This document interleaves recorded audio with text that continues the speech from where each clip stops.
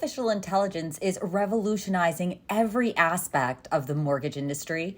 And as companies create systems that can help from origination to servicing, leaders speak highly of the possibilities ahead when it comes to accuracy, efficiency, and enhanced customer service. My name is Kimberley Haas, and I will be the host of this podcast. We want to share what we are seeing in the hopes that you will participate in future episodes, offering your insights. You can feel free to email me anytime at info@themortgagenote.org.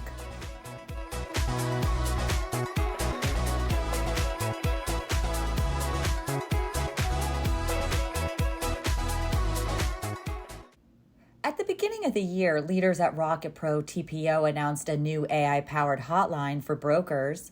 Executive Vice President Mike Fawaz told brokers they can expect more tools to be released over the course of the year. Know that in 2024, AI and technology and really putting tools at your fingertips is our mission. And these are the things that we want to be able to deliver to you every single day. And we're going to show you how we can take AI from a world where it's just like out there and it's fantasy and it's this buzzword and really show you what we can do. Of all the lenders pushing advances with AI, Rocket Companies stands out. CEO Varun Krishna is laser focused on the topic, maintaining that new technologies will rewrite the rules of the game and fundamentally change how the mortgage industry operates. He has told investors that they expect to see better client experiences and capacity management, saying during an earnings call after the results for 2023 were announced that AI lets computers do what they do best while allowing team members to focus on what they do best, which is fostering relationships with clients. Since Krishna started with the company in September, they have introduced Pathfinder, an AI and machine learning powered search engine for mortgage bankers, brokers, and underwriters. They have also talked about their technology for calls handled by Rocket's client experience teams, including loans from mortgage brokers who work with Rocket Pro TPO. We spoke with mortgage loan originator and CEO of Agave Home Loans, Marshall Gottlieb. He said Pathfinder has simplified the search process for his team. There are some things that you can do to help a client's profile, right? To get better pricing, to get better interest rates that are within the rules to help those things. And so when you go into Pathfinder and you type in get more income out of a self-employed client, it's going to give you a list of all the things that you're allowed to do and what questions you need to ask.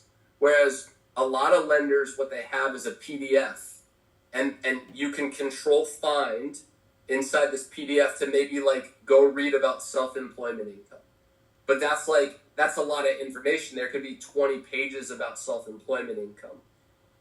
Whereas if you just type in a keyword and it pulls up all the things you actually need to know to help the person get qualified, it just provides a better client experience. And it allows team members to move way faster so that they can get back to people fast, so that you can turn around a really, really strong pre-approval within 30 minutes as opposed to waiting a day or 2 days to find out from an underwriter if the person does or does not qualify for a new mortgage.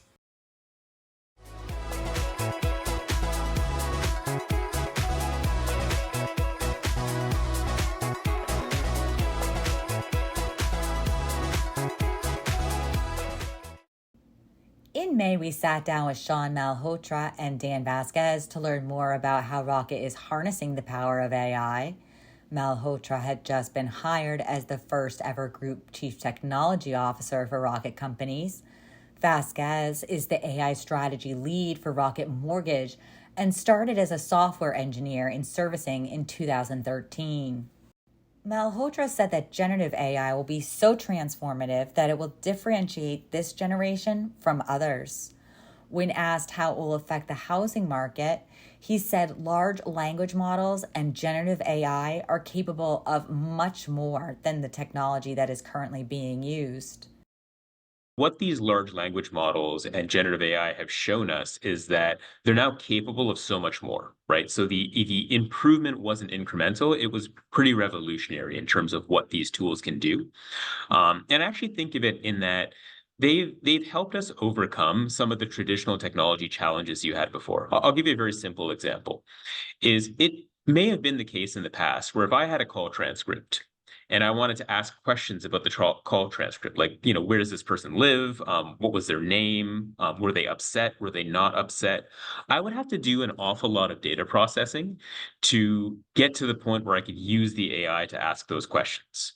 What generative AI has done is it's made that a lot easier. I can, in many cases, just take the raw text, do a little bit of clever kind of prompting with the language model, and start getting answers to those questions. So it's really removed a lot of the barriers to automation that existed before, and that's really supercharged it. And what's exciting to me about the home ownership journey is that whether it's finding a home, whether it's figuring out, how to get a mortgage for that home, whether it's servicing that mortgage, many of those jobs to be done, those tasks that we have to do for our clients, are right in the sweet spot for the kind of automation that generative AI enables. So I think what you're seeing is it's removed barriers to entry. The massive compute processing that's gone into creating these language models, coupled with proprietary data, has enabled automation we didn't think was possible just a few years ago. And so I think it's that real step function increase. And again, it's important to not just have a tool that solves a problem, but to have problems that are well suited to that tool. And I see lots of those across the whole home ownership journey. Give us an example of something that you didn't think that was possible maybe 5 or 10 years ago that has become possible due to these revolutions in technology. Yeah, so I think this notion of again, if I'm taking a transcript of this meeting that you and I are having, and if after the fact I basically just say, "Hey, can you summarize the meeting that Kimberly and I just had?" Or if I was talking to a client and I said, "Can you summarize that meeting for me?" Right, so that I get the most important action items and the most important information. You could do that before. It would have been much harder. The amount of time it would take to build that, the amount of computing power you would need in order to get that simple summary, would have been hard. So it was theoretically possible, but not pragmatic. You wouldn't really do it. Now it's very easy, right? If you look at these language models, you look at the tools we use today, you can call them. And if you train them on your data, if you improve them on your data, you'll get fantastic results from that. So that's an example of something which might sound simple, but the power of you think about how much time we spend taking notes, summarizing meetings, making sure we've got the right actions.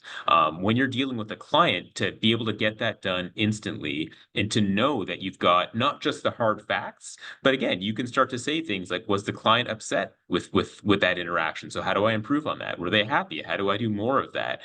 Being able to get those answers so quickly and so easily was not possible a few years ago. How is it determining things like emotion? Like you mentioned, was that client happy? How do I do more of that? How is that built into systems today? Yeah, well, this is where that training data is so important, right? And this is something where, again, I'm just a few weeks into the job here at Rocket, but I expect that a lot of the experience I'll find is similar to what I saw in my past life, right? And this is where that subject matter expertise and domain expertise is so important, right? These systems have an immense amount of knowledge in when you get them off the shelf, right? That massive amount of training data, all of that compute power that went into building the world's biggest language models, it's got a lot of great knowledge to start with, but it's general knowledge, right? So it's good at answering general questions. It's not always great at answering a specific question in a specific kind of niche area. So, these models won't necessarily understand the mortgage business that well because there's a limit to how much information they've been trained on in that domain. However, what you can now do is you can now basically take that data that you have, take that human expertise, and refine the system. You can give it examples. So there's a concept in large language models called in-context learning. So what you can do is you can tell the language model, tell me, was this a positive outcome for the client or not? And here's some examples of calls that were positive examples. Right? So you're giving it that example to learn from. So I have that data. I have that knowledge of what good looks like because I'm a domain expert. I understand my area, right? That might be mortgage. That was for me, my past life was legal or tax or compliance. So I'm taking my domain knowledge to tell the system this is what good looks like. And it's taking its immense computing power and its immense kind of capabilities to say, oh, if that's what good looks like, I can look at this new call and say, was that good or bad? But the key here is it's not enough to just take the model by itself. You need the data and the domain expertise to help refine it a little bit for the more complicated tasks. And that's where this power really gets unlocked. So it sounds like humans are coaching the system. Am I correct in saying that? That's right. You're using humans and data to improve the system, right? And so if you've got human expertise and you've got lots of data for a specific domain, you can take these powerful off-the-shelf tools and point them towards very difficult to solve problems and have it help you do so. When you explain this to people, especially consumers, how do you tell them that AI is going to benefit their home buying journey? Yeah, so I see it as, and I think this applies to so many parts of the home buying experience, right? But if you think about some of the things that have already been released, and this is just the tip of the iceberg, things like if you've uploaded a document to me, I can be very confident that I'm going to extract the information from it accurately. So I'm removing human error in the system, right? Is that as soon as I can do this powerful automation, I can be more confident that the data that I'm getting, that the inputs you're providing to me are going to make it through the system reliably to help you get the outcome that you need. I can also use things again like Rocket Logic Synopsis, where I can better understand you as a client. Right? Is if I'm talking to you and this is our first interaction, the tool is going to help me better understand you, right? It's not going to replace the conversation we're having, but it's going to help me better understand what your unique needs are. It's going to be trained on my data and say of all the different kind of products or all the different ways I have of helping you, given this conversation right now, what might the best way to be to serve this client be? And so I think what you're basically seeing is that some of the experiences you've had before are going to get supercharged, right? You're going to get a much better, more consistent experience. And ultimately for us, that means that you're going to get better products. You're going to get them faster, more tailored to your unique needs. And again, I think that applies all the way through that home buying process. Vasquez said Rocket Mortgage team members are more efficient and accurate because of Rocket Logic.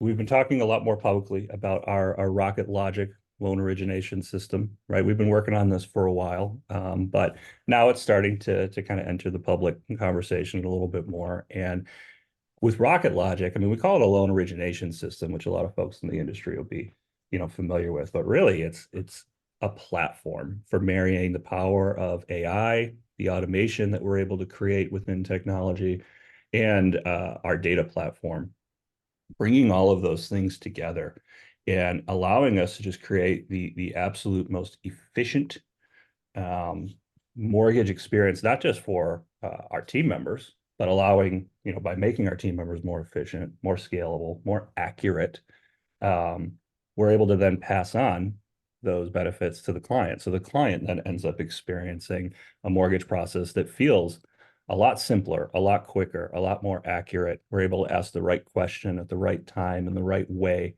We're already closing loans 2.5 times faster than the industry average. We're already saving tens of thousands of team member hours through automation powered by Rocket Logic, which is powered by AI.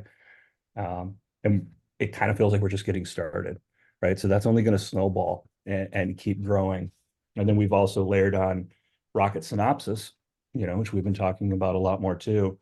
And Rocket Synopsis is really a key part of our AI-driven client communications platform, right? So you take the power of AI and you allow it to act as this digital assistant for the team member that's communicating with the client, constantly presenting them with the ability to more accurately transcribe a phone call, pick out key pieces of information, understand when it's the right time to ask a certain question or not the right time, or the right way to collect a certain piece of information. Right? All of this helps create a more natural, more efficient, more accurate application experience, and also, an experience with any of our team members throughout any phase of the mortgage process, whether it's application or servicing. Um, and all of that allows our team members to focus on, not what computers do well, like not on data entry, not on note taking, right? The computers can do that. But what it's doing is it's freeing up our team members to focus on the things that humans do well, right? Really communicating with the client, really focusing one-on-one with the person that they're talking to, understanding their problems and, connecting in that human way. And that's really, I think it's delighting our clients. It's delighting our team members. That's what they want to do. They're not jazzed up to type in a bunch of information into a loan origination system, right? They want to talk to people. They want to talk to our clients and they want to help them. So we're using technology to enable that experience. And we're only going to see that, show up more and more. And again, just create that really personal, high quality experience between Rocket and our clients. What will consumers see on their side of it? Like what can they expect within the next couple of years when it comes to interacting with companies such as your own? I think the future is going to be delightfully simple. What Gen AI is letting us do is really get back to, again, that kind of human level of communication and bring the experience, bring the entire mortgage process down to the idea of, can I just fire off a text or an email or some simple human-like communication and just know that on the other side of that, whether it's a human team member, whether it's, an automated process, that I'm going to be met instantly with a response that is personable, that gets right to the point and that solves my problem. And I think that's what consumers and that's what humans ultimately really want. They want to be able to have just that simple communication. Hey, this is what I'm trying to do. This is what I need out of this experience and out of this interaction. And can you help me so I can move on with my day? And I think that that's what we're going to keep building towards, and that's what we're going to get to. Embracing technology and embracing technologically driven change is really in our DNA. But what I think has been fun and what has been new and exciting is what I would call like that sense of wonderment. So we have, in my experience, both at Rocket and just in life, I think we've gone through a couple of peaks and valleys. First you had the internet revolution, way back decades ago. And then you had kind of this digital transformation where you had cloud computing and you had mobile apps and you had API integrations. You're able to create these much more robust digital experiences that we're used to today, right? And in both those cases, when they were new, as a technologist, I used to be able to have really fun conversations with folks. I used to be able to really wow them with, oh wow, you can do that? That's possible. We can build that experience, right? And it's fun, and it's again, as a technologist, those are the kind of conversations you want to have, and that's the kind of stuff that's why you get into building software. At least that's why I did. With AI now, I really find that we're back in that mode of, wow, I had no idea that was possible. Really, coming up with brand new ideas, brand new experiences, brand new ways to delight our clients, brand new ways to make our team members more efficient, brand new ways to make the mortgage process and experience delightfully simple. And that's a lot of fun. And that's where we're at right now.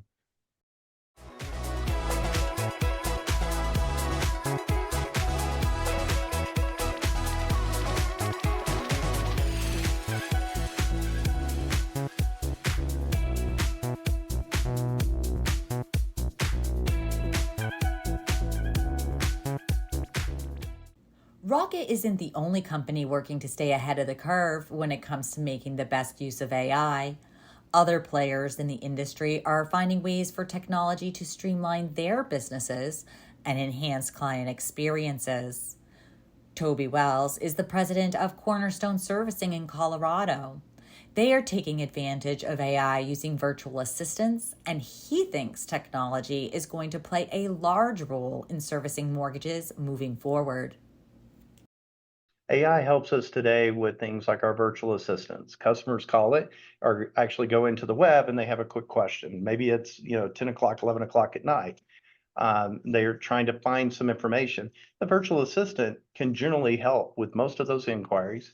If one is interpreting what the customers ask, in a smart way, so it's not so regimented if you didn't use the right word. So it's looking for those nuances of utterances is what we call them.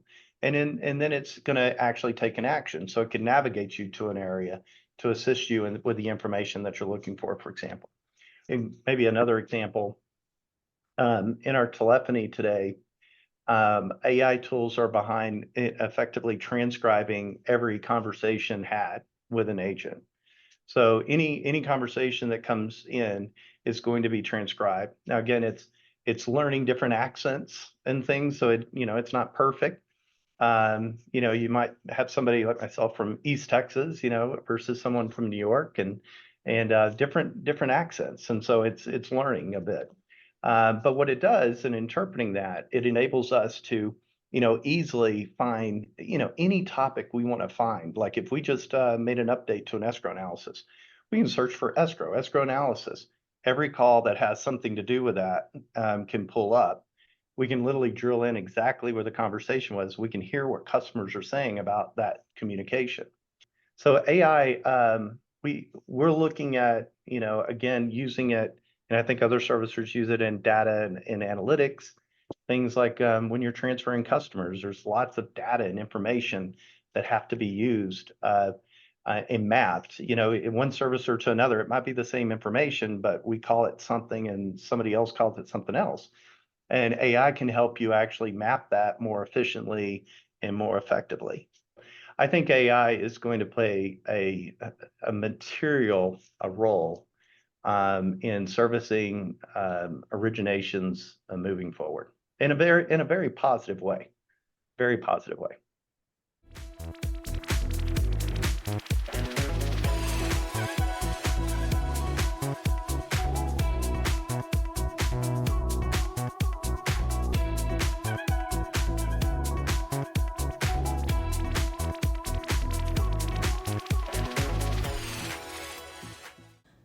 Blue Sage Solutions in New Jersey provides technology to the mortgage industry.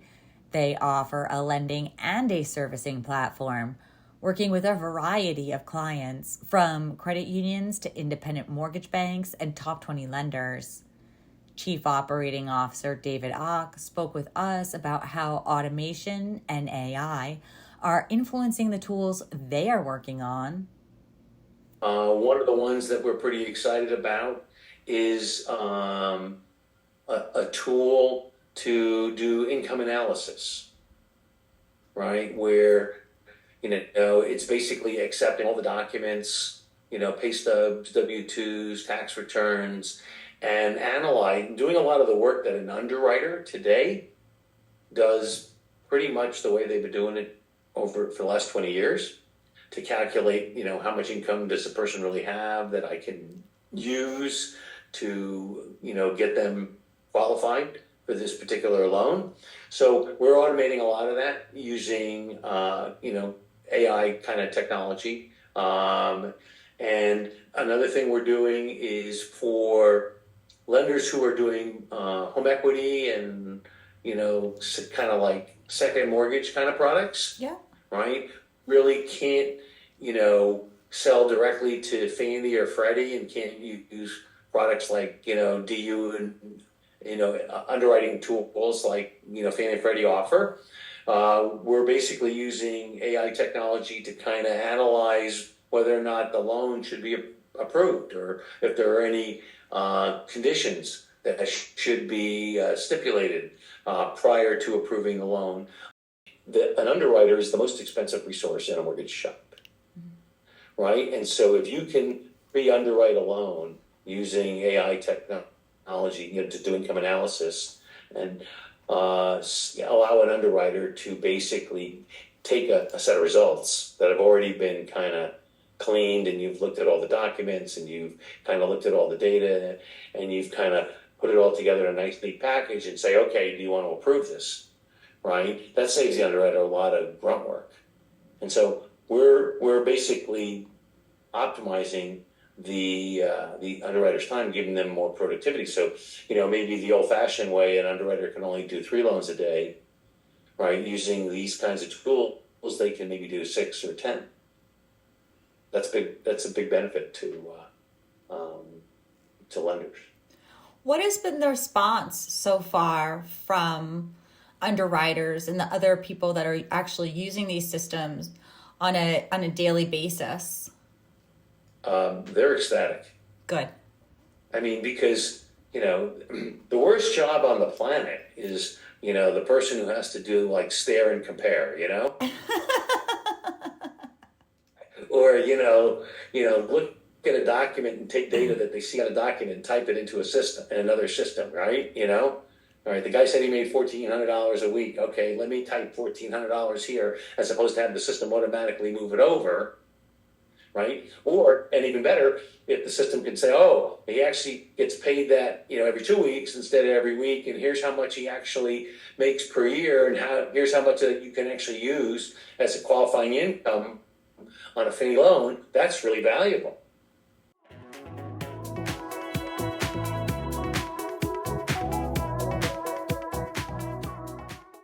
We look forward to seeing what the rest of 2024 brings us, especially when it comes to new technologies. As I said at the beginning of this podcast, we want to hear from you. Please feel free to email me at info@themortgagenote.org. Once again, my name is Kimberley Haas. Have a great day.